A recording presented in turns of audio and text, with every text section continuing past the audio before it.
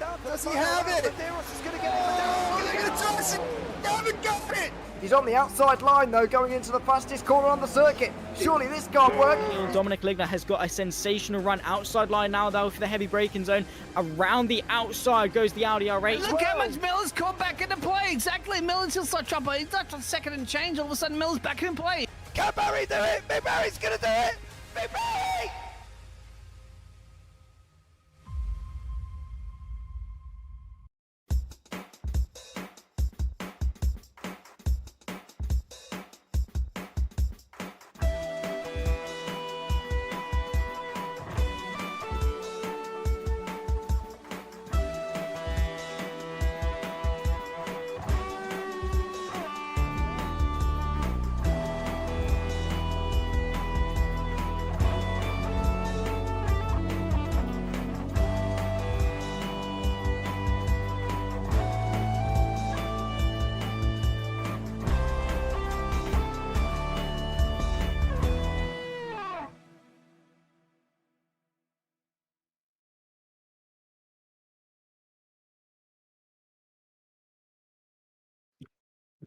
Good evening, ladies and gentlemen.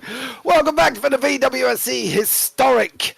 And today it's going to be a hill climb, Mont-Dore hill climb, in fact, here as well. It's going to be very, very interesting indeed. I'm James Parker, going to be joined in a bit by Bradley Dowell. And in the background is the Bug. He's back, yes. And I don't mean a VW Beetle, I mean Paul Glover. He is going to be back in our hero once more. Let's take a look at the schedule, ladies and gentlemen, because there has obviously been a change. The original hill climb, well, we are now on the Mont-Dore hill climb here as well. And we got one more round to go, and that will be in Paris for the 100 minutes of Paris on the 7th of December. Let's take a look at the track here this evening. Well, 5.08 kilometers, 3.16 miles, established in 1962.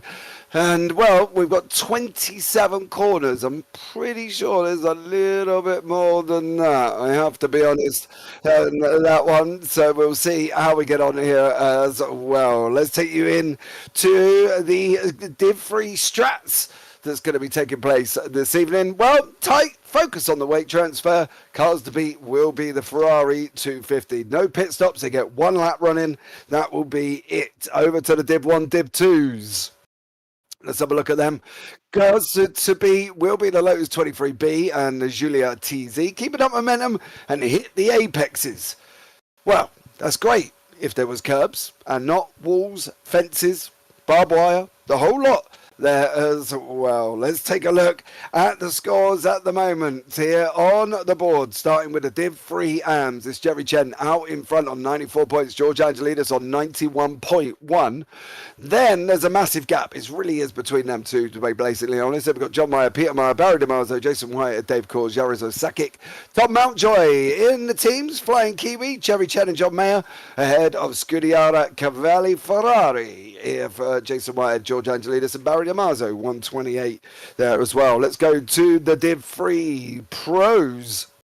Nicholas Custons out in front on 73.15, just ahead of Bradley Sellers on 69.15. I think it's a 3.75 gap there on the right hand side. Then you got Magnus Dahlgren a little bit further back, not 100% out of it, as well as JT Tammy, another one that's not out of it, but it's going to be tough. Then we got Woodward, De Bruin, Timon Suvik, even Funk, Ross Smith, Tom Lane and Mike Bell. That is the top 10 from 11 to 21 on the right-hand side. On the team standings, Emmy Racing, 99.4, Smile Power, 82.2, and Rookie Monsters, Shelby Daytona on 65. So team standings still up for grabs, and the championship still up for grabs in the Div 3s. Going over to Div 1, 2 AMS now. Adam Gray out in front on 86.9 ahead of Eric Monet. Then we've got Michael Locke, James Bowders, Fernando Ferreira, David Backus, Celadon, Tom Mountjoy, Santiago Dancourt, Luke Goodlife and Filippo Materazzi round out the top 10. The others below that haven't really taken part much this season whatsoever. Div 1, 2 Pros. Final ones of the evening. Elgo Buzanik out in front by 2.45 over Dan Hurlock. That's another championship still up for grabs. Ben Borman, too far back. Becky Ely, Cameron Barker, Reese Gardner, David Jun, Oliver Day, Luca Tavanari, and Dan Kirby rounding out the top 10. And again, you've got 11 to 26 on the right-hand side. And then along from that, 27 to 35. So we've had 35 drivers in the Div 1-2s. Mike Bell Motorsport out in front on 88.2. Then we've got Futikigo Monsters Lotus with Ben Borman and Becky Ely in second place on 83.6, not too far back. Joy Motorsports a little bit further back on 79. That's probably where the top three battle's going to come from. Then Alpha Australia's Helvectus on 56.25, Davison and Reese Gardner. That brings you up to date with everything. If you are here, don't forget to like, subscribe, turn on the bell, say hello. It's not going to hurt, and I promise we do talk back, okay? It's not like others where we just ignore you. We do come in and we do say hello. Yes, we are the social community broadcast channel here as well, where we do talk and allow to interact with chat. Doing that though, I'm going to interact with Paul Glover quite a lot in my ear hole this afternoon, but let's really interact with Mr. Bradley Dalton, because he's going to be the one with me up here in the booth. Brad, welcome in. How are you? Yeah, good afternoon, James. That was a very good intro. I'm glad that you're feeling good today, because we're 2 rounds in, no championships decided. Things are looking really good. Weather is gorgeous here for the Hillclimb. Again, yes, this is not the original scheduled one, but this is the more stable, more fun option, I think. Provence Alps was originally selected, as you discussed, but due to a number of reasons, we moved to Mont-Dore here, and I'm quite excited to see how things go. No championship mathematically set, and again, a track where the Lotus is going to do really well. I'm a little annoyed that this is a track that the Lotus could do really well, and poor Ben Borman seems to be having one issue after another today. Yeah, we're quite lucky. There's going to be no qualifying, guys. Let's bring you up to date on what's going to happen, okay? So they're going to go into practice. Then there's going to be a running order that's set already. Now, starting with the lowest people in the championships, okay? So it's not all Div 1, Div 2 AMs. We've got the likes of Eric Monet, Div 1, Div 2 AMs, and Adam Gray, Div 1, Div 2 AMs. Jeffrey Ellis is Div 3 because his points are lower than Peter Meyer, who's a Div 3 AM, and Oliver Zuman Norman, Div 1 and 2, who's got lower points than Whitehead and Meyer on Div 3 AM. So it's literally how many points you've scored in the standings has representative your start position. So the last one that will go in 27th at the moment is Nicholas Kirstens. Drivers will be released every 2 minutes. They will have to pull up to the line. Once they see the green light, they can go. Okay, so that's going to be the situation here within the race. Now, obviously, there's, as I said, no warm-ups, no warm-up laps, no qualifying, no real issues, I suppose. Brad is literally on the line, and away we go. I'm joined in the booth by the man I've missed this week. I've never spoken to him for absolutely ages, is Mr. Ross Smith. Ross, welcome in. Good afternoon. Hello, everyone. Hello. How are you, sir? Doing great, buried under mountains of snow and just ready to get this thing done.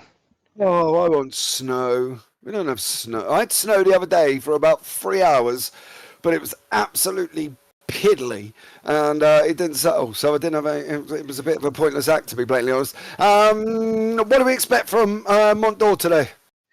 Oh man, this track is something else. We've swapped out for the Alps, which we wanted to do, but unfortunately there were some track issues, so we had to do a quick sub in. This was on the Tour de France, so it's legitimate. I'm not sure if it's slightly longer or shorter, but it is one of the segments. It's around 3 to 3.5 minutes, depending on where you are, and it's a beautiful location. Hopefully the sun stays out, because it does get a bit dark when it's cloudy. It's very tight and twisty. You definitely have to know it. Div 1 and 2 is probably going to have a better shake of it, but there are a couple fast Div 3 guys that are moving and shaking around here. And certainly as it's gripping up, as rubber's getting laid down, which is going to continue to get laid down as we go through the timing session, it's going to change the character of the track. So if you've been running around here and you've been getting used to it being a little bit slicker than it is, you're going to be a little bit surprised, maybe for the better, just because as you're later in the run, if you're starting to slide more than you want to, it's going to catch a little bit more, and that might save your life. If you're just inches from a guardrail or a fence that will definitely end you, then you'll want that little extra bit of safety, because it for sure is. It's very dangerous out there. 100% damage turned on for this thing. I've seen people lose it and crash at turn one. That sharp left-hander that goes up the hill. They've Ben Borman actually fell victim to that on Tuesday night, and he was done. And he wasn't alone. There were plenty of others who couldn't even make it through Sector 1 just because they would just barely hit a guardrail. And it's so easy to do. Like you're trying to focus on everything, and this is one of those ones where you just have to be really tightly focused on what is in front of you right then, and maybe only 1 or 2 turns in front, and just stay focused. It's short, it's fast, you got to be there. Absolutely. So we've got obviously the lowest point scorers in the championship going first, the fastest guys at the back. If one of the fastest guys, for instance, Magnus Dahlgren, makes a mistake and Bradley Sellers is coming up behind him, what's the situation on overtaking? I'm going to presume Brad's going to be able to go past. So it's an interesting point. It's much shorter than Copa Karate, which we ran before, where it's a bit longer. I think that one was closer to like 7 minutes or something to run.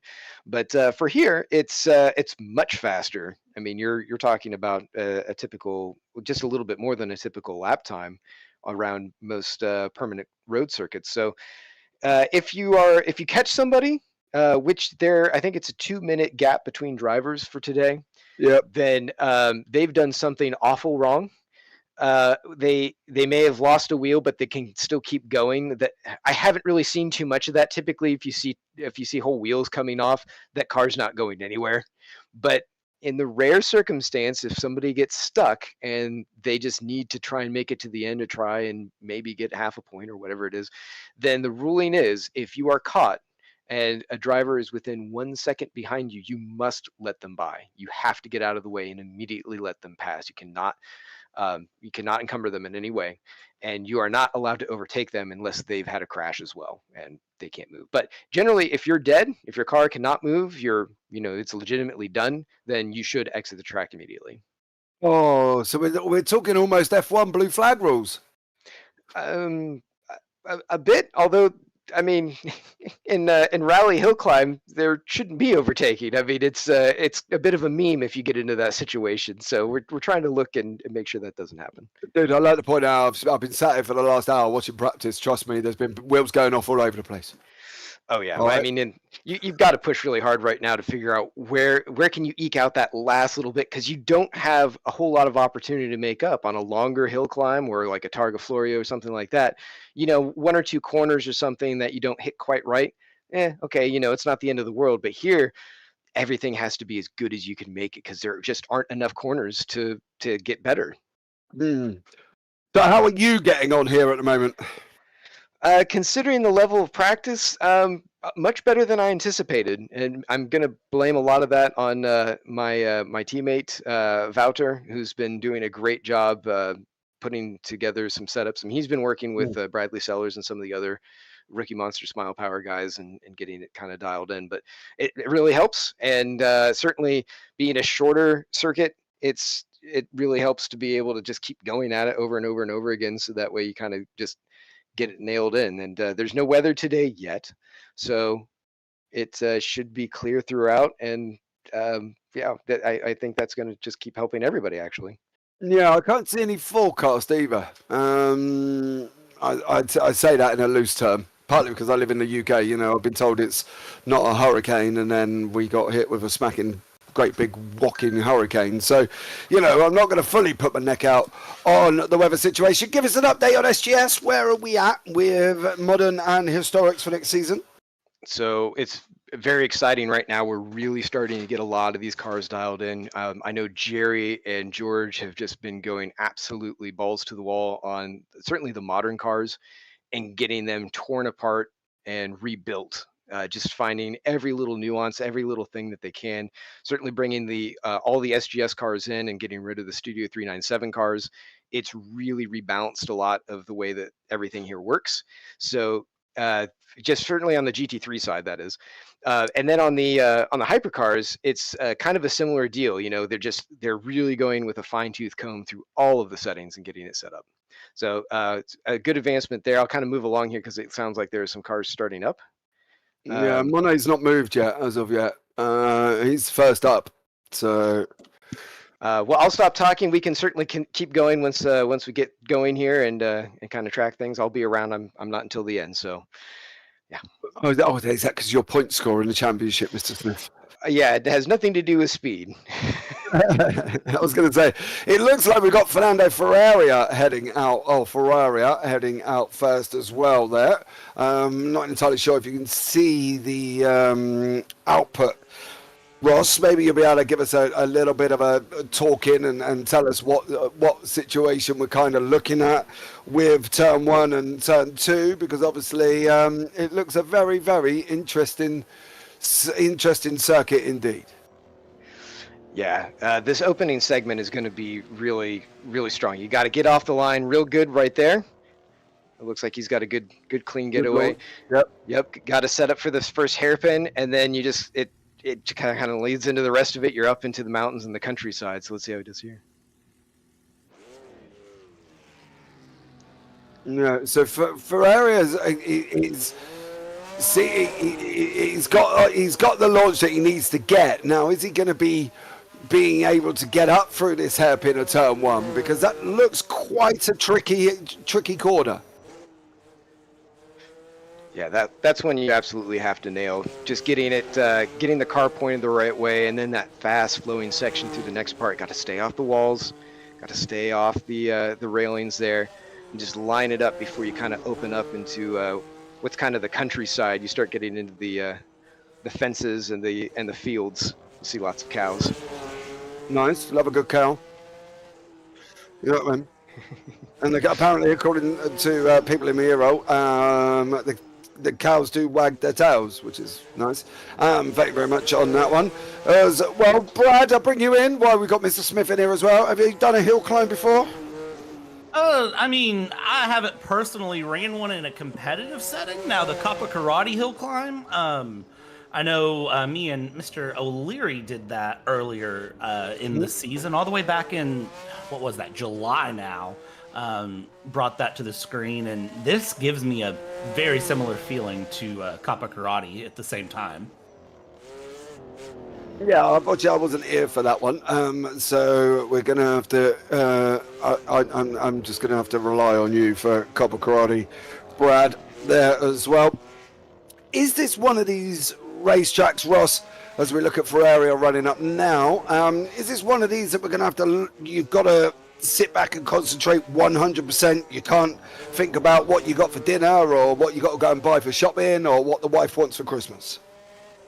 Yeah, 100%. This one more than any other, just like I said, because it's much shorter than any of the hill climbs or any of the sort of rally-esque tracks that we've been on before. So you've got to know every single corner. You got to know what's coming up, but you have to stay absolutely focused on where the car is and what it's doing. Because, like I said, there's no opportunity to make up for time lost. There's just nowhere where you can just be like, okay, like this little segment, I'll just do better and get back on the horse. Like, any time lost, it's lost forever.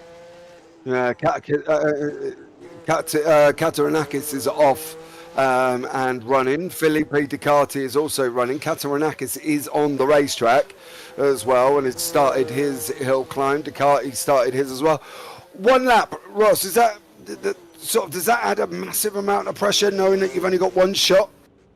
Oh, it's huge. And for anybody who's running towards the back, just the anticipation, it waxes on. If you're in the middle, it might be okay, but past halfway, you've just been sitting there cold. You can't remember what the track is like. The rubber levels changed so much. The weather might have changed. I mean, we might see clouds come in even if it doesn't rain, and that's going to totally change the way. Katarinakis into the wall, which is not the first person I don't think we're going to see. I'm just trying to check out what the situation is with his steering. He looks straight, but doesn't, the car doesn't look good. Ferrari's coming up towards the end of the hill climb now. Going to see the first time on the board, 3:25.668. Katarinakis will be the next one. And then I believe Philippe Ducati is also out on track. Eric Monet is now out on the circuit as well. So it'll be Katarinakis next, then Ducati, then Monet will be in that order. Oh my God. Vasilis. Vasilis. Katarinakis. Katarinakis. There we go. Yeah. James has had a bit of a breather. Yeah, he's hit the wall again, Brad. Yeah. Ross. I gotta he's in the wall as well. Oh man. I have a feeling that I think you already touched on the wall, but I have to ask, just because this is a technical point and I want to make sure that I have this one right myself, and maybe you can explain this for people that didn't see the last hill climb. The drivers have to stay in the server and just sit when they're not running, correct? That's right, yeah. So they're sitting there and just the temp's going out. They just basically have to wait. Even though physically they can get up and walk around, but the car has to remain in session. Yeah, I mean, fortunately it's not running, like piping out fuel and heating up the engine or anything. But yeah, you have to stay on the session. You can't run out. You can't go through and like do some practice runs or anything like that. You've got to sit here. I mean, unless you have another instance of R Factor 2 that you can hop in, another rig or anything like that, then yeah, you've got to be here. Which, oh no, right to the end. He's got to coast across. Wow, there he be. All right, well, I think that one wins move of the race for me, and we just started. He won't be the only one to do that for sure, because that last corner, you're right at the end, it's right there, and you want to take it just a little bit faster than you probably should, and you're going to just sweep out, and that fence is totally unforgiving. You can see a little bit there for Ducati. He actually learned his lesson from a previous run, but he's going to put it to the top, I believe. Yeah, 313. Yeah, 313 on that one for Ducati. Monet will be next. Then we've got Adam Gray and Peter Meyer is lining up. So it will be Eric Monet will be first, and then Adam Gray will be next, and then Peter Meyer will be off the line. So in that order, if we can pick up on that one, with Eric Monet coming up towards the top end of the circuit there. Yeah, so Eric Monet and Adam Gray in the same livery. Monet's on the main picture, Gray's in the bottom right here, Brad. I think, for me, this could be an interesting one to see how they get on. 3:13 seems to be the time to beat.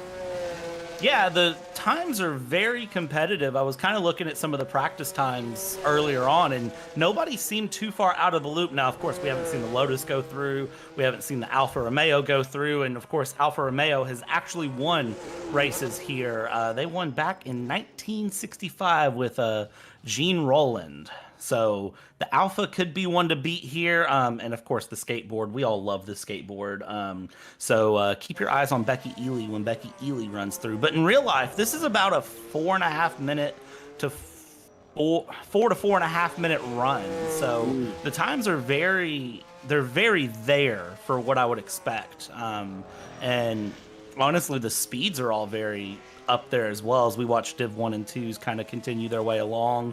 Top speeds are about 150 kilometers an hour, so not extremely fast, just over, I think it's about 75 miles an hour, which is fast when you look at how this road is set up, but it's not, blazing speeds like we saw at Monza, or we've seen at other tracks here through the season. Yeah, we've got so we've got Adam Gray on the main picture. We've got Peter Meyer out as well. Oliver Newman is on track, but he has literally just thumped the wall, Oliver Newman, unfortunately for him. So we've got Adam Gray who's going to be next to finish, then Peter Meyer in that C8 at the bottom. Could be an interesting one there as well. Ross, any car, if we said to you, right mate, you're going to go in any car you choose to do the hill climb, what would you pick? Well, for me personally, I don't know if I would be able to handle it, but certainly the Lotus loves going around here when it's dialed in and you've got the practice. And Becky and Ben have both shown that thing is very quick. I think if I was going with Div 3, probably the Ferrari is going to have a little bit of an edge. It can turn a little bit more. It's a little bit lighter, and it's a little bit more scampier off the corners. So those are my picks. Okay, could be an interesting one then.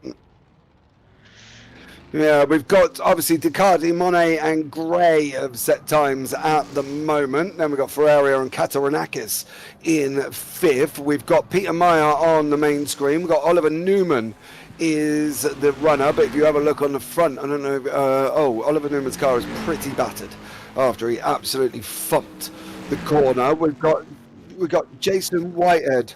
Not at the moment on that one, but we've got Jason Whitehead also out as well. But Oliver Newman's car is looking a little bit bent up, front right and back right, so he thumped it on that one.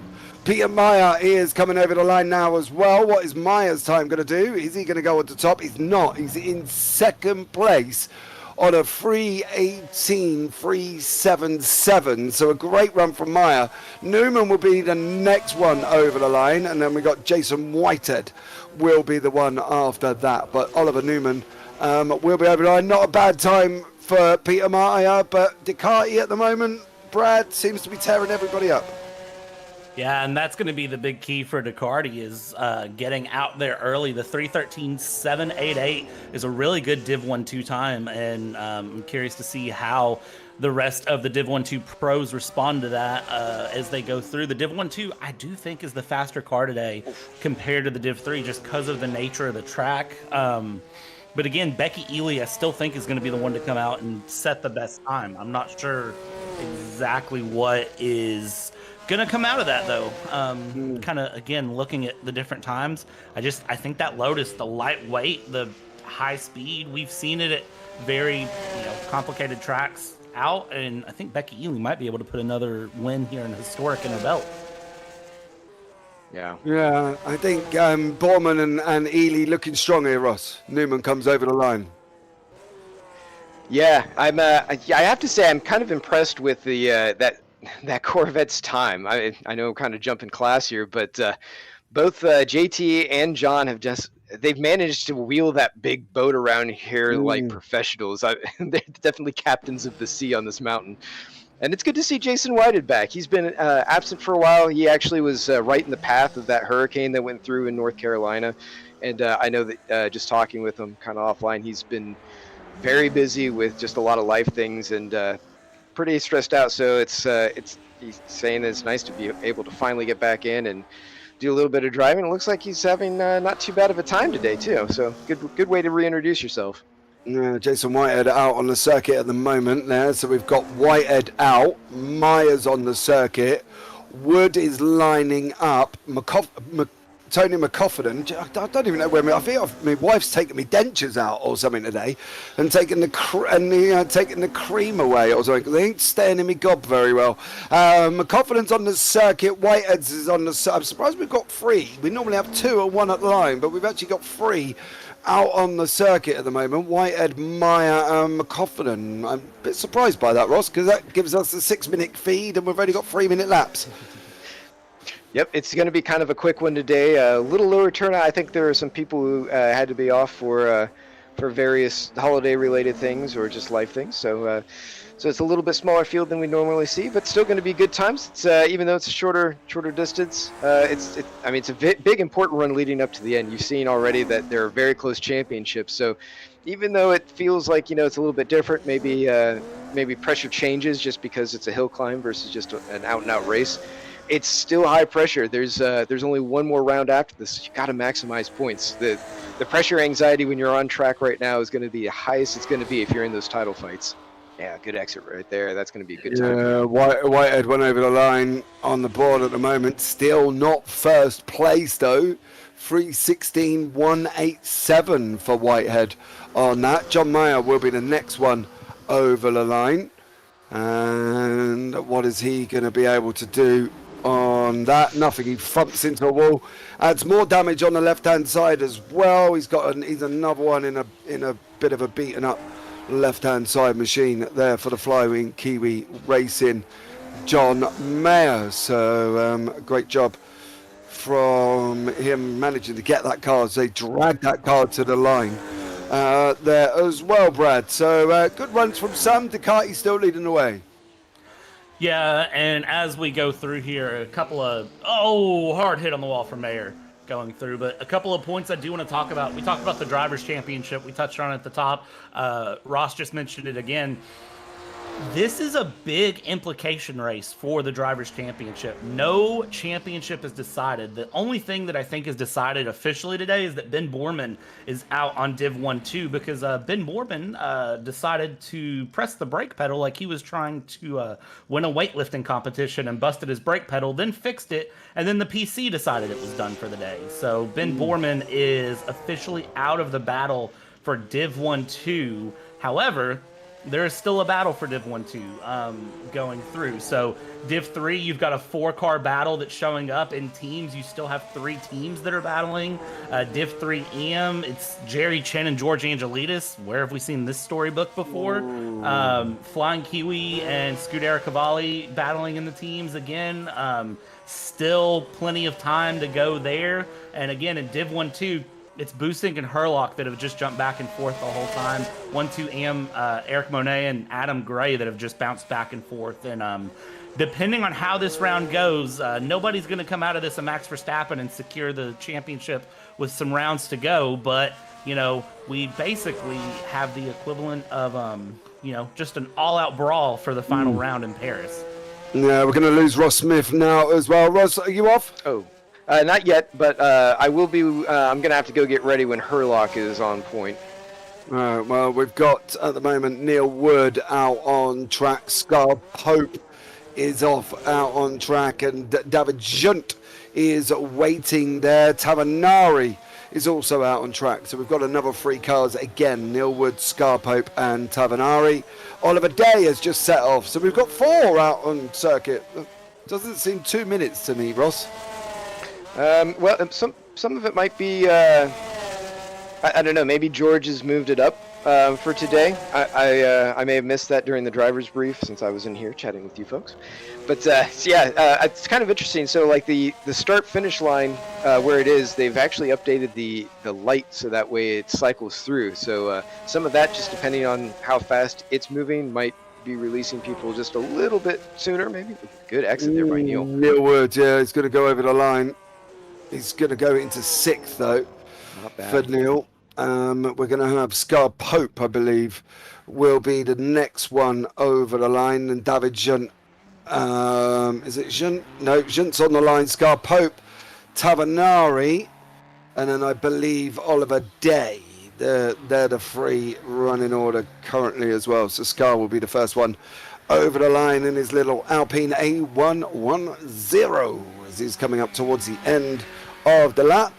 I can only tell that by the red and yellow tyres, to be honest with you, Brad. Other than that, I'm a bit lost where they are at the moment.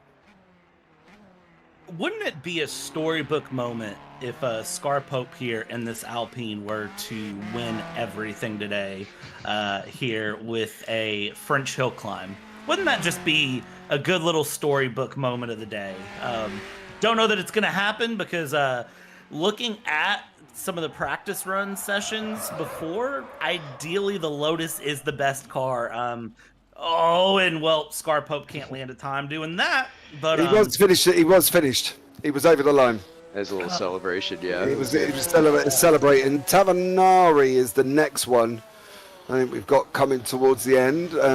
I believe Tavanari may have already gone over the line.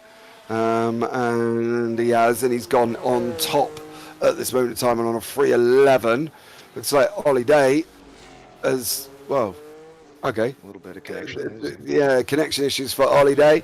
David Junt out on the circuit. We've got Reese Gardner lining up, ready to go. So we're back to 3 on track, but Mr. Junt and Ollie Day. Ollie Day will be the first one, next one over the line, which means we are literally flying through the order. We have got 14 cars of run, and we've only got 13 left to go.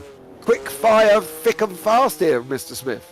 Oh yeah. I'm very curious to see how Oliver Day does because he is just absolutely manic in this thing. I mean, he's fast in the Shelby. He's been putting up rapid times in the Porsche, so I kind of want to see how he pulls it off. He's really close to the wall there, but yeah, he's quick. And to the point of the circuit, I just want to throw it in here before he wraps up. Big shout out to Don Fryman and Scar Pope, who have been working their tails off getting the tracks all ready for us as we come to the end here, and we're going to see it with Paris. Oh, Day on top by First place. 4.8 seconds. That's Stellar quick. run by Ollie Day. Yeah, David Jones next. 306. Damn. You're going to have to get on your bike, Mr. Smith, and you're going to have to keep your foot on that pedal. Yeah, I'm gonna. Are you going to get a 306? Oh no! If I get to a 311 to 313, I'll be pleased. Yeah, I want to make it to the end, so I'm probably going to back it up a little bit. David should. Because I don't want to do that. Where are you going? He's going to fall off the mountain. Oh, He's gone. He's going to. Where's he gone? He's in the. What the blinking Nora is going off of David Judd. No! And he is. wow. Oh, that's the worst. You can't get out of that. No, if you go on board with him, it's actually quite amusing because he's got half the tarmac, half the car, and a tree the other half. There you go.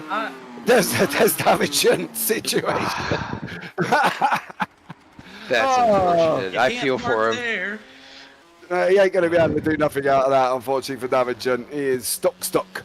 So there we go. Good evening, Stacey. Sorry I haven't welcomed you or Kim in the YouTube chat. Thank you so much for coming in and saying hello. Much appreciated on that one. Apologies, I was a little bit late on that one.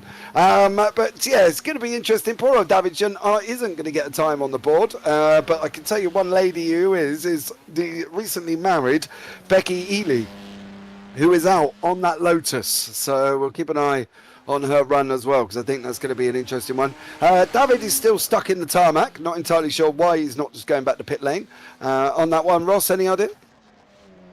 Oh, yeah, I've got to run off real quick. Yep. Herlock's That's heading fine. out. So, but I do want to say, enjoy my livery. This is my 100th race with VWSC, so doing a little bit of celebration with that. Yeah, just getting to that. There was also somebody else on an 80 race as well, wasn't there? That would be my teammate Wouter de Bruin. So. Yeah, Wouter de Bruin there as well. So well done to both of you. Well done, Ross. Only missed 9 races. Good job. Thanks. All right, I'll see you guys maybe later. We'll see. Take care, man. We are through to Becky Ely. We've got Dan Herlock heading up to the start-finish line. So we're back to only 2 on the racetrack. Becky Ely being 1, Dan Herlock just sitting there waiting currently. So we might have been back. This is flying by, Brad, here at the moment. We've only got literally about 10 runners to go. Yeah, they have compressed this compared to the last hill climb that we ran over the summer. Last hill climb, it was basically 1 car on track at any time. Sometimes you had overlap of 2 cars right near the end in the beginning, but today it looks like they've just said, get the cars out, get them running here. And again, this is just a 3-minute lap. So 3 minute 15 to 3.5, depending. Statistically, Becky Ely should be the fastest person. Ran 125 laps on the practice server, and statistically, if you do the math and you combine all the best sectors, best time of a 3:01 possible, and puts a 3:02 on the board. So Dan Herlock. Yeah, Dan Herlock will be next. We've got George Angelidis lining up ready to go, but that 3:02 is absolutely rapid. Angelidis is just coming up to the line, so that's Angelidis and Herlock, Angelidis. We've got Bussink after that, then Chen, Smith, Suvik, Wouter de Bruin, JT Sammy, Dahlgren, Stellers, Kirsten. So Herlock will be next. Angelidis is on the line. Elko Bussink will be moving next. Rapid at the moment. Great time for Becky Ely. Brad, 3:02, flying. Yeah, 3:02, again, during the practice session, mathematically, the best possible was a 3:01. So very much on the limit of what that Lotus can do. And second place in the practice server was Dan Herlock. So Dan Herlock, I think, is the stiff competition that we need today. And we're going to see what Dan Herlock can throw down here. Looks very comfortable in that Alpha. Again, Alfa Romeo have actually won this race in real life. Alpine have won it once too, but Alfa Romeo has won it. The most winning car is Martini, believe it or not. Ooh, nice. Well, let's see there as well. Pedro, play nice, will you? Play nice. Come on. I haven't seen you on track doing a hill climb, Pedro. Come on. You know, be nice to the situation. It's not Davigent's fault he got stuck between the track and the tarmac. Or the track and the hill, or whatever he was on.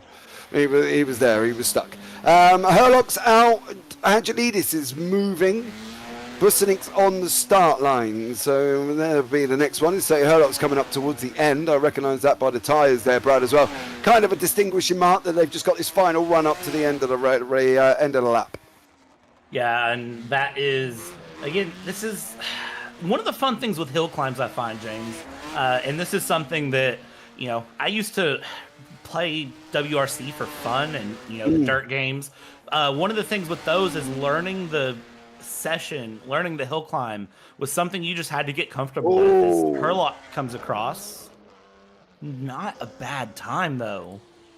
Not a bad time at all. 306, third. George Angelidis is not going to break that, and I can tell you why. He just had a bit of an off track, unfortunately for George, just as we flicked to them. And unfortunately for George there, he was off the side. Becky ollied over Oliver and Gardner with that skateboard. I believe she did, Stacey. As well, it does look like George Angelidis has had a bit of a thump on the front left, which you can just see there in your shot. Front, well, left as you're looking at it, front right if you're driving in it. But most of you at home are not driving in it, so it's going to be the front left that you're looking at the moment. Look at it from what you see at home, everybody, which be you looking at the car rather than sitting in the car whatsoever. So, you know, regardless of what's going on in the heated discussion in my ear from a producer who I'm just flat out ignoring, as we're coming up to the end of the lap there, Brad. Yeah, and as he comes through here near the end of the lap, again, that damage on that front right as he runs through. Oh, you stuck up.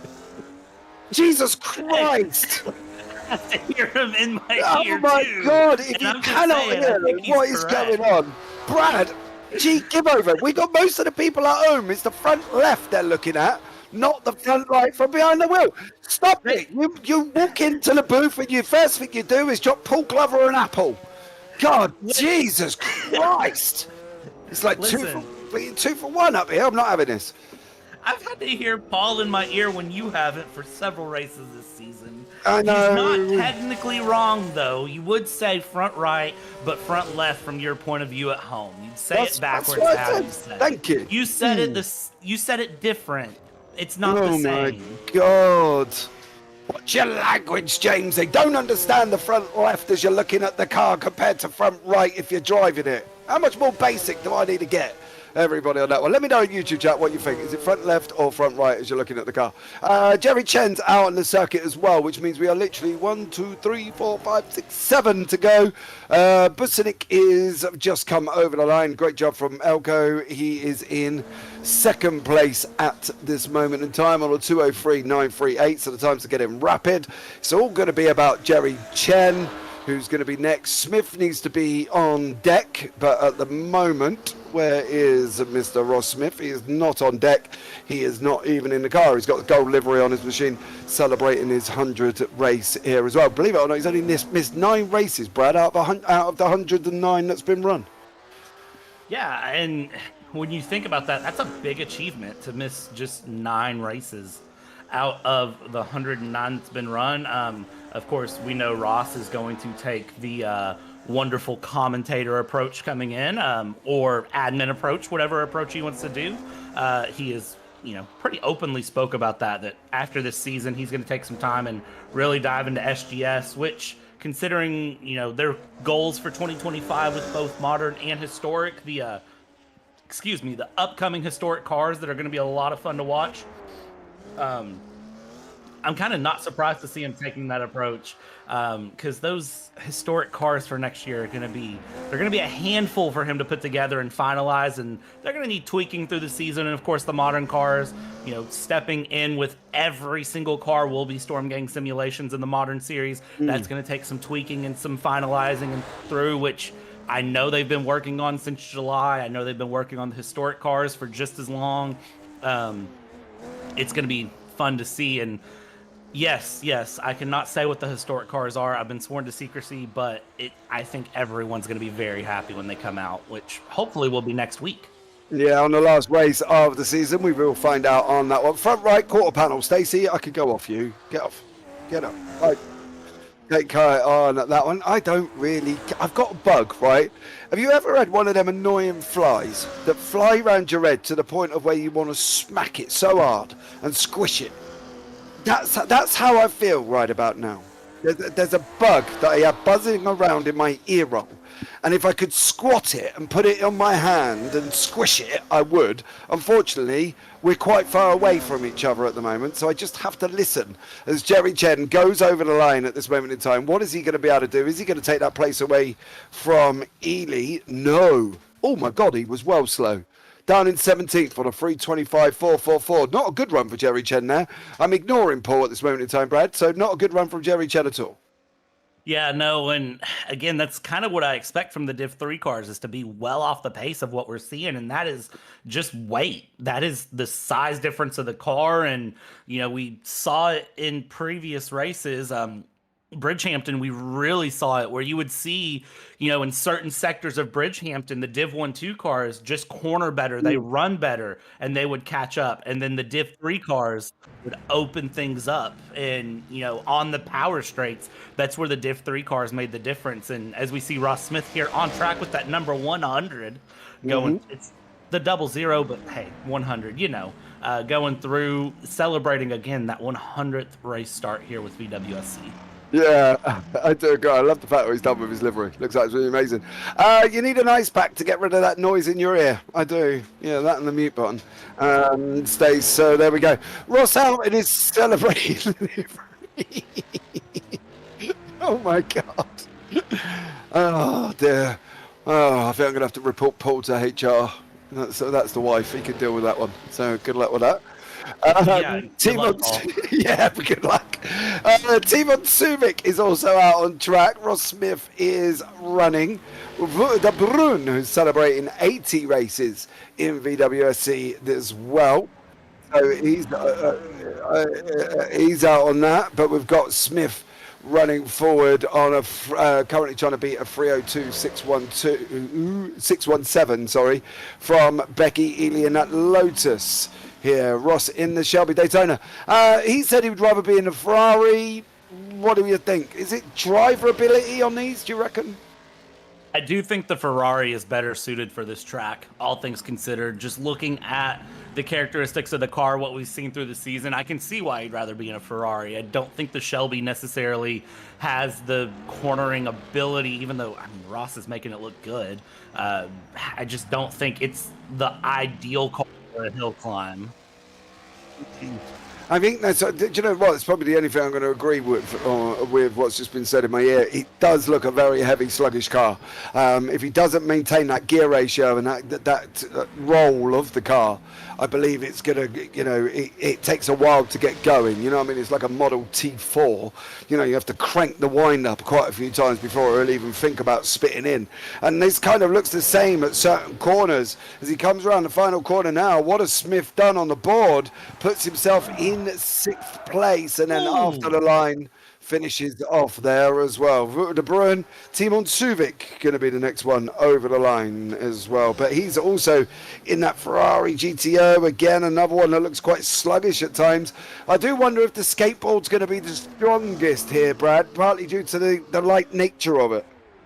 Yeah, that's precisely what's going to happen. It's the same thing we saw at Targa Floria. It's the same thing we saw with the last hill climb. So I'm not surprised, again, to see the skateboard, the car that I will forever say is probably my least favorite car in historics for looks, but probably the best handling car for certain moments. And this is the time to shine. And I know very early on in the season, talking to Ross, he said, you know, there's some tracks that, you know, cars you don't expect. It's not always a Div 3 showdown. And we're seeing it today. Div 1-2, specifically the Lotus, really showing up, showing out, dominating the leaderboards there. Timon Suvic across the line for 8th. Wouter de Bruyne is out and about running that Shelby Daytona through. And again, the characteristic Div 3 drift. That is the one thing that, if you could pick up anything from watching these drivers, it's drift your Div 3 cars. Yeah, absolutely. Wouter de Bruin out on the circuit. JT Tammy is out. Well, JT's actually lining up in that Corvette C2. Wouter de Bruin on 23rd. This is literally leaving us 3 drivers to go. Magnus Dahlgren, Bradley Sellers and Nick Kirstens, who will be going out. That is the final, where we got, final 4 with Wouter de Bruin on that one. But a great run from Becky Ely, 302.617 here. Mr. Smith is back in the booth after putting himself in 6th place there as well. How was it out there, Mr. Smith? It looked quite sluggish in that Daytona. It was a little bit. It's taking it a lot easier than I probably could have, but I just wanted to bring it into the end. So mission accomplished, and I feel okay with that time. You feel okay with 6th place? Well, that's 2nd place in my class, so not too you bad. were 7th. You just got down one. Unfortunately, the Bruins just beat you. That's okay, because now we're sitting 1-2 for our team. So good on him. That's a great time for the Shelby, and we'll see what Timon and Bradley can do here next. We're going to find out. JT Tammy's out on the track in that C2, and then of course after JT is Magnus Dahlgren, who will be, he's just sat in the car at the moment. He's not on deck ready to go. But JT in the C2. I'm not expecting the C2 to be quick, Ross, to be honest with you. Well, generally not, but if anybody can get it around here with speed, it's going to be JT. He's a bit of a Corvette whisperer at the moment, and there's a lot of rubber out there, a lot of grip, which is going to help him a ton. Yeah, but it's a heavy machine, isn't it? It's not suited for this type of track now. No, you basically categorize it. If we were looking at the modern day BMW and the modern day Mustang GT3, it's a bit of a bus. It's a brick on wheels. It's got a turning circle of a double decker, and not the most nimble, is it? No, but Sabine can run those around the Nordschleife. She could, around the Nordschleife. So there's hope yet, and as long as he keeps it out of the fences, out of the wars, and he has a chance at least getting a decent time. We're going to find out very, very shortly there. Magnus Dahlgren is on deck.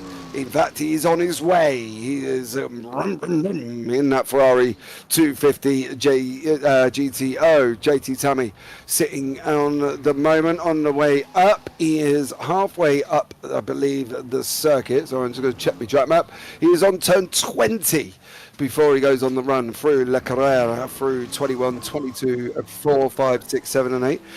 We've got great scenery here as well, Brad. What do you reckon, Brad? Do you think you'll be able to get up here in one piece, or will you be too busy looking at the cows wagging the tails and the hot air balloons in the air? See, this is one that I would just drive for fun. I don't know that I'm the type of person that really would be putting in a competitive lap time. I'm not saying I'd do bad. I'm not going to be last place on the leaderboard. That's a lie. I'm definitely going to be last place on the leaderboard. But I'm not going to be that far off, okay?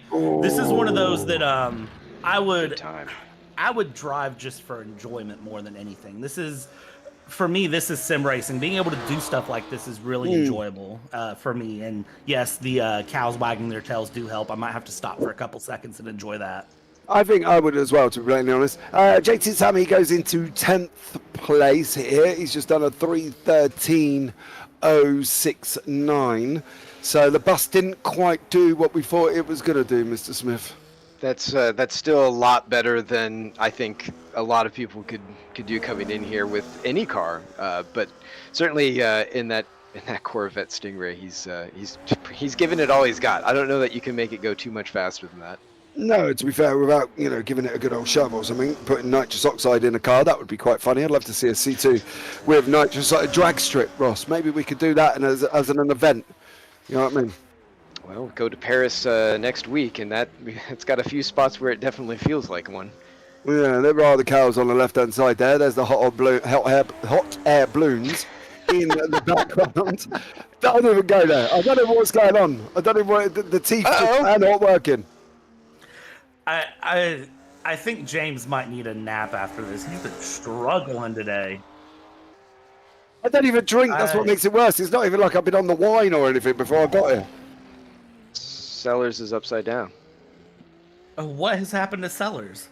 Well, I just looked up. I don't know. He's back in pit lane. I saw him upside down, and then he just jumped back. No, he was out there running. Yeah, he was out. He was out. I agree with. I don't know what's going on at the moment. What's going on? What? Why have I got an issue here? As I'm not quite sure. I don't. Not entirely sure what's happened at the moment. I've got Magnus Dahlgren out on track. Sellers is back in the garage. Dahlgren's coming over the line. We've got no runners and riders on the circuit. Dahlgren goes into 6th. That pushes De Bruin down 1 and Smith down 1 again. So next up on the list should be Bradley Sellers. I'm not entirely sure what has happened. He's sitting in pit lane at this moment in time. So maybe Mr. Smith might be able to clear up on that one, or we might just not have a clue. Well, I'm trying to. The replay is running really slow right now, so it's difficult to say exactly what happened here. But it's looking like, at least when I saw it, that he had gotten up on a cliffside. Yeah, not entirely sure what's. Yeah, Sector 1. It looks like he snagged the side of the cliff. So I think he's out. Yeah, he's out. I think Nick Kirstens is running. He's the final one.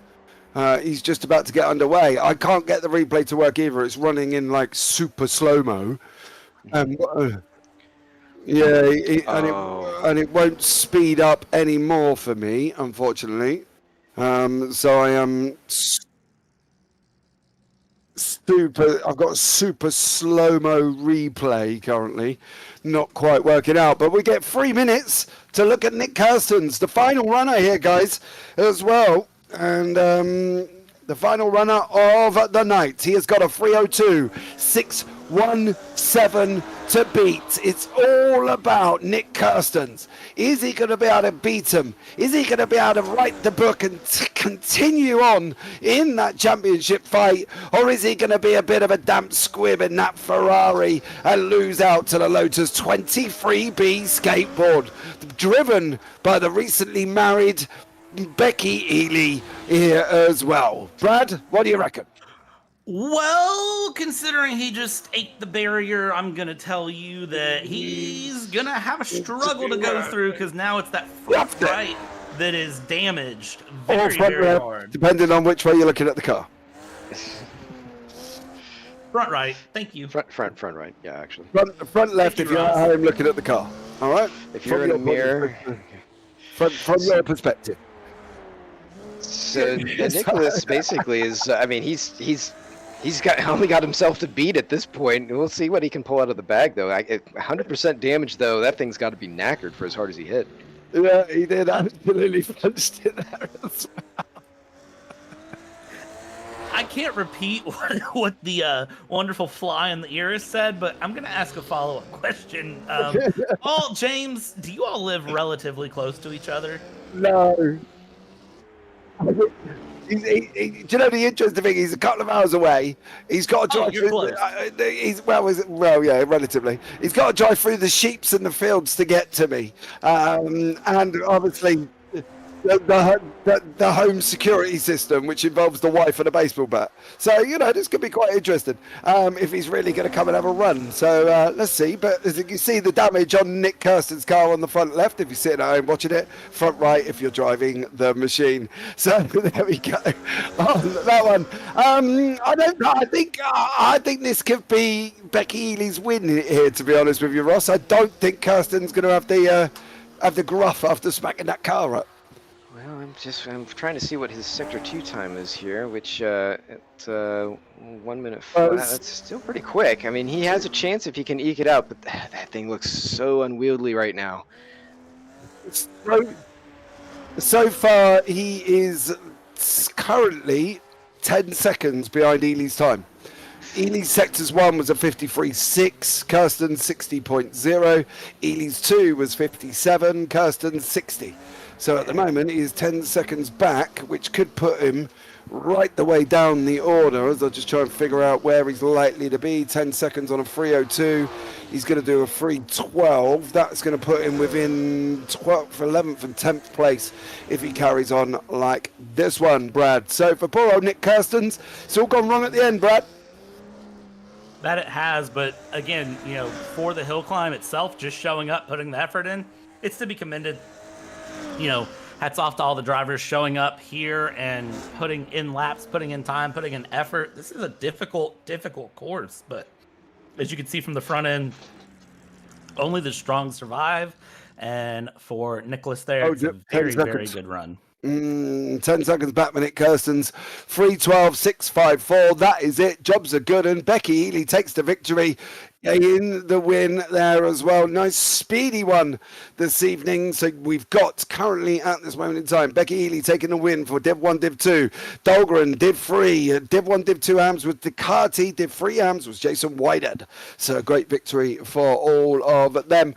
Ross, are you happy? You finished third in class. I feel good. It's a podium for our team. Wouter up there ahead of me. He put a great run in. I'm sure he's kicking himself because I bet he, I'm going to go talk to him. But he was only 7 seconds up, or 7/10 up from Magnus Dahlgren. I'm sure he thought, he could probably have overcome that and taken the win. But unfortunately, so he's going to have to settle for second. But we feel good about it. This has been a great event, a short one, but very sweet. Yeah, that's one of the shortest probably of the season there as well. Unfortunately, we're not able to bring you up any results at the moment because the timing box is still running with 1 hour 52, and I don't fancy running that long just to give you the results, but I will give you them by hand. Go on, Ross. Wait. One more thing. It looks like Ben Borman's trying to get into the event. I know that he was out there repairing his pedal. That was the thing that was keeping him out. And he's. I'm gonna go see if I can get more information on that. We might have one more runner up the hill in this. Yeah, well, give us a shout. Let us know. That'd be absolutely amazing. But at the moment, Becky Ely is taking the victory with Elko Bussenink in second, Reese Gardner third, Herlock fourth, Oliver Day in fifth, Dahlgren finished in sixth. As I said, lead free, did free. De Bruin in seventh, and Ross Smith eighth. Luca Tabanari in ninth, Timon Suvic 10th, and Nick Kirstens in 11th. And JT Tammy Scarpote, Philippe Ducardi takes the victory in Div 1, Div 2 AMS. Oliver Newman, Tony McCoffinen, Jason White, Peter Meyer, Eric Monet, George Angelidis in the top 20. Adam Gray, John Mayer, Jerry Chen, Fernando Ferreira, Katarinakis, Bradley Sellers, and I think Ben Borman has made the session. No, he's not. He's gone again. There as well. He was just joined into the session and now he has gone again. Not quite sure why I've got the grid on the screen. They're giving Ben 5 minutes to get in and run. So they are giving him a couple of minutes to try to get in, get set up, and get one lap on. So we could have an interesting moment on our hands here. Do it. Do it. Paul Glover. Do it. So there we go. On that one, give him time. Let's see how he goes. As I say, he's not showing in the session at this moment in time for Ben Borman. So we'll have to see what goes on. Yeah, we'll see where this one lands. We'll see if Ben can challenge Becky. I think that'll be the big question is, can Ben challenge that absolutely amazing time by Becky? First, of course, Ben has to make it into the server, James. And if Ben can make it, then, well, there we go. Well, I guess we will find out very, very shortly here. Hold on to your hats. You're going to listen to us waffle on a little bit more, partly due to the fact that we are just waiting for confirmation. Ben Borman is back in the session. Is he going to be in the session? Yeah, we're going to see in there. We've got our Mr. Paul Glover, seeing if we can, if he actually moves this time or if there's an issue or whatever the situation is. But to be fair, no, he's gone again.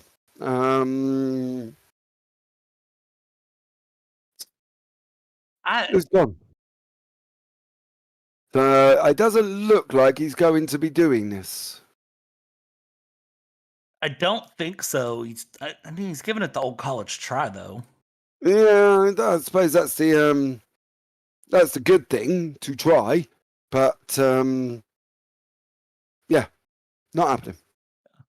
This will also, for the record, this will be Becky Ely's second overall victory of the season here. She's done well. She has done well. I think that she absolutely got that Lotus buried, and it just went on its bike, didn't it? Let's be real about it, and absolutely flew. So great job from Becky there, and I think, hey, fair play. Borman still not in the session. Not at What all. do you think? Not at all. No. You know what I mean? I don't know about you, but it's been raining over here in the UK all week. Everybody. So it's just been UK weather. Yeah, it's just been pretty much standard weather, to be honest. We've had snow. That's it. I'm not sure what's gone on in the session, but I think that could be it here, because currently at this moment in time, I've got a lap 1 and lap 2 thing going on. I'm not quite sure what's going on your feed, Mr. Clever, Mr. Producer, in my ear. Ross has came back and said Ben has thrown in the towel. Standings are final as we have them. Woo! So it is official as we read it. Well, there we go. So Becky Ely is your winner here this evening. Elko Busanic second, Reese Gardner in third. That's the 1-2 championship, Div 1-2 podium, I should say. Then we've got Ollie Day in there, and then we've got Magnus Dahlgren took the Div 3 with Wouter de Boeren and Ross Smith, the 1-2-3. Tavanari, Timon Suvic, Kirsten's JT Tammy. Scott Pope down in 13th. Philip Ducati is the winner in 1-2 AMS. He's separated away from Newman, McCoffin and Whitehead and Meyer before we get to Monet, who is in the second in 1-2 AMS. Then Fernando Ferreira in third, I believe, Adam Gray, Race Gardner, Peter Maher, Becky Ely. So that is it. It's all done and dusted, to be honest with you, and that was a very quick one. Yeah, that was a very, very quick one. I was actually just looking, and I was like, what in the world is this time frame? Maybe we do need them to run a second lap. Anyone want to petition for that? Well, I don't really know, to be honest, how that one. I'm sure George will be happy that there's only, it's only one lap. But I think from everybody else, I think it's hard though, isn't it? Because a hill climb traditionally is one lap. You generally would have one lap in the morning, and then you might have another go in the afternoon. Do you know what I mean? But just to obviously have one opportunity here for these guys, it's a tough one, but it's short, sweet, and straight to the point. Yeah, and I mean, it again, Ross said it earlier, it puts the pressure on. You get one lap, one chance, one opportunity, and you have to do it right the first time.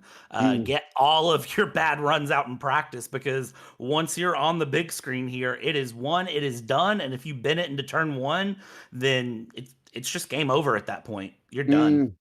Absolutely, and looking forward to the final round at Paris, everybody. So hold on to your hats. Join us on the 3rd of December. Don't forget to like, subscribe, turn on the bells, whether or not you're on JPB or CMS. We've got a lot more racing coming up for you for this week. Mr. Smith, final words from you, just about to close out. This has just been a wonderful year. And we've got one more race, like you said, at Paris. And going into it, I just heard George say that he and Jerry are separated by 1.3 points. And I do want to point out a little bit of a situation with that, because Jerry actually did not race at Bridgehampton for the purpose of keeping things close. George had to work that weekend. It wasn't anything that, he was just blowing it off doing laundry or whatever. He had to work IMSA. And so in the spirit of competition, both Jerry and I think John stayed out of the race. And they wanted it to be, full bloody fist all the way to the end. So this has been great to see. They're going in right at the end. And, Jason came in, he scored points for the team. So this is going to be exciting. It's great to see all the competition going into this final round. Yeah, going to be very, very interesting indeed to see what goes on that one. Do we have drivers coming in, or are you all in the wrong room? You're all in the waiting room. Yeah, you're gonna have to grab them from there. Right, okay, well, let's start off with your winner of the overall. Of course, it is the one, the only, the recently married, the woman who's trapped down her man, y'all, Miss Becky Ely. Becky, welcome in. How are you? I'm good, thank you. I'm very good. It's good to be here again. How are you? I'm all right, thank you very much. On that one, celebrating, your victory. Not bad on there at all. Yeah, it was really good. The only problem for me was that Ben didn't manage to get in, and that we were just doing a race for fun, and I got disqualified at the start. So that's a bit disappointing. But the actual hill climb itself was awesome. Yeah, it was good, and I think you did a great job. Tell us, how tough was it out there? It was weird because the track starts off with no grip, and then it rubbered in nicely, and then suddenly there was too much rubber. And Right. so people could take advantage of it, or people could be careful. Cars like my car wanted to slide it in, like do weight transfer, off throttle oversteer, slide it through the corners, but there was too much rubber to do that. So I had to sort of drive it smooth and steady, and it was very scary because if, for instance, like when I was sliding it, it gripped up, suddenly I would have been in a wall. So I was scared, but it was great fun and an amazing track. And thank you very much to Don Fireman for getting it all ready for us so that we could use it. Yeah, it was really good, and there was a couple of people who became a bit of a cropper, shall we say, on the circuit and didn't get to the end. The likes of Bradley Sellers and that as well, we saw, did not get to the end as well. How would you sum up your season, Becky, with everything that's been going on? You're sitting currently fourth in the standings. Can you sit back and reflect and say, actually, do you know what? I've had a good season. I mean, yeah, like I'd say both me and Ben have had a good season, but we're both suffering from driving a Lotus in its lots of trouble, usually serious. Like particularly for Ben today, that was definitely the case. His whole rig became a Lotus and just fell apart on him, and that's kind of been a bit of the season for us. Like if it can go wrong, it will. Mm. So I feel, especially for Ben, that's been more the case for me. But I've struggled a lot with health through the season, but I've still been making the most of it and having as much fun as possible. And we're driving the most fun car out there, so really we win every race. I think you might be right, because I think the fact that the Lotus does look fun, and, we have described it as a skateboard on wheels. That's pretty much it. Oh And yeah, I absolutely think, is. and I think that's it. Going forward, though, we've only got one more race to go. Are you going to make Paris? Oh yeah, I'll definitely be there for Paris. I'm not sure it's going to be a good one for the Lotus, but we might be pleasantly surprised. I don't think we will, but we might be. So we shall see. It depends if we can get in some nice slipstreams, qualify well, and hope for the best in the race, really. No, awesome job. Well, Becky, thank you so much for joining us. Well done on your victory. Anyone you want to shout out before we let you go? I would like to shout out to Yuki, who unfortunately has suffered even worse than me and Ben this season and hasn't been able to do a single race. And he was looking forward to driving the Lotus just as much as we were. So a big shout out to him, and hopefully he'll be back with us next year driving in the championship. But it's a shame that he couldn't this time. A big shout out to Ben for helping me learn to drive the Lotus early in the season and helping me along all the way. Big shout out to yourselves for putting on such an excellent show. Love watching it back. Love what you guys do. It's always great having a chat with you as well. Awesome job, Becky. Thanks so much for your kind words there, my dear. And I'll look forward to talking to you soon. Have a good one, and hopefully see you on December 3rd. I would love that. Have a lovely rest of your evening. And you take care. Right, and next up was the winner of the Deep Freeze, Mr. Magnus Dahlgren, who's joined us in the booth now. Magnus, welcome in. Hello. Hello, how are you? I'm doing fine. I just won a race. You did. And you finished ahead of Bradley Sellers and ahead of Nick Kirstens. Yeah, I got a bit lucky there.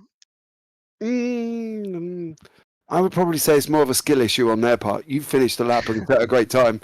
Nick hit the wall and Bradley ended up on his roof. So really, is it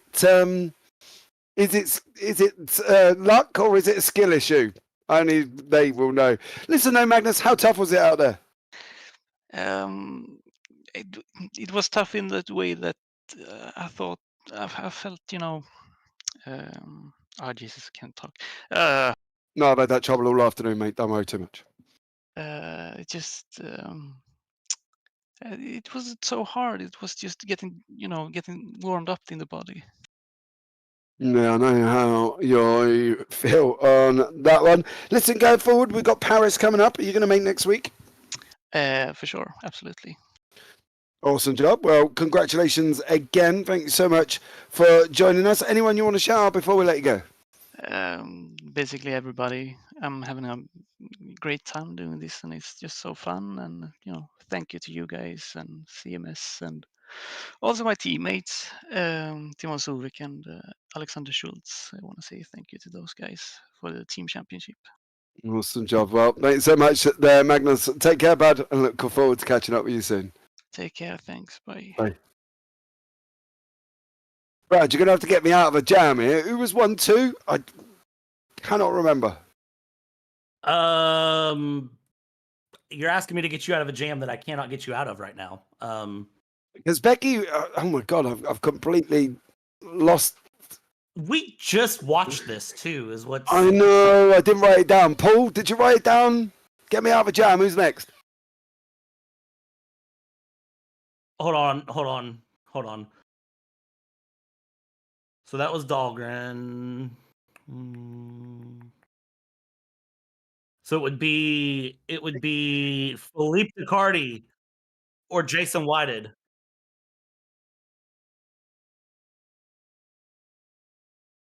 Right, Yeah, let's have what a I just chat. said. Let's have a chat with Jason Whitehead, who's taken the victory here this evening in class. Jason, welcome in. How are you? Jason? Jason's doing amazing, I think. Okay, we don't have Jason Whitehead. Let's have a chat with Mr. Philip Ducardi. Philip, welcome in.